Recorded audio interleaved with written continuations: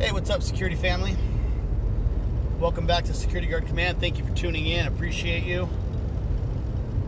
Tonight, I had a subject that I was called upon. Started off, he was being verbally aggressive and very loud, and some odd behavior. Could have been a number of things, but he was ordered some meds to calm him down, and so I told him to cross his arms over his chest, and he didn't want to comply. He was doing everything but. And I told him, I said, look, if you don't cross your arms over your chest, I'm going to do it for you. And I didn't want to go hands-on. I was trying to avoid going hands-on as much as possible. I don't like to jump right into hands-on in a situation. I like to try to de-escalate and try to get them to comply without using force. But this guy, I told him again. I said, if you don't cross your hands over your chest, I'm gonna do it for you.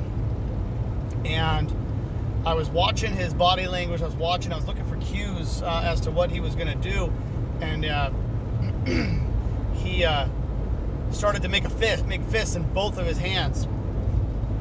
So at that moment, I grabbed both of his wrists and I crossed them over his chest, and at that moment he began to struggle and fight and kick. And so a couple of other nurses jumped in, and they held his legs down, and we had him in a supine position, and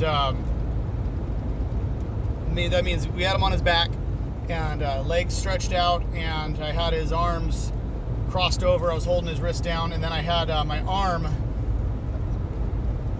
across his chest to keep him from trying to rise up. And then the charge nurse ended up ordering some restraints.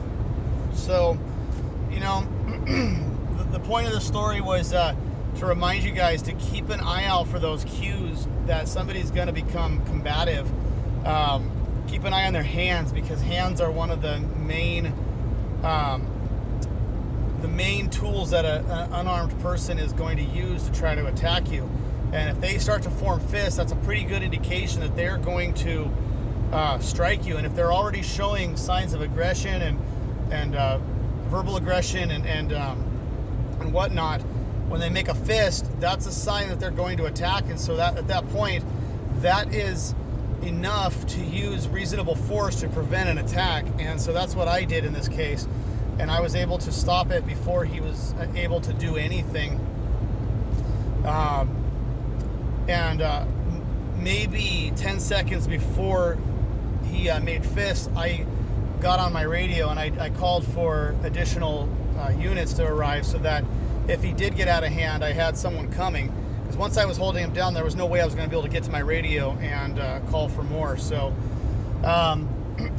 keep an eye out on those cues, guys. Watch the hands, watch the feet, watch the body language.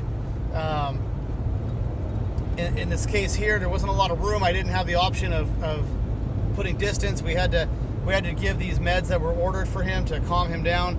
So, falling back wasn't an option in this case. I had to stay relatively close and restrain him if he decided to jump out and grab nursing staff. So keep an eye on those cues, guys, because you got to protect yourself, and you got to be one up on these guys, so that you don't get a surprise blitz attack.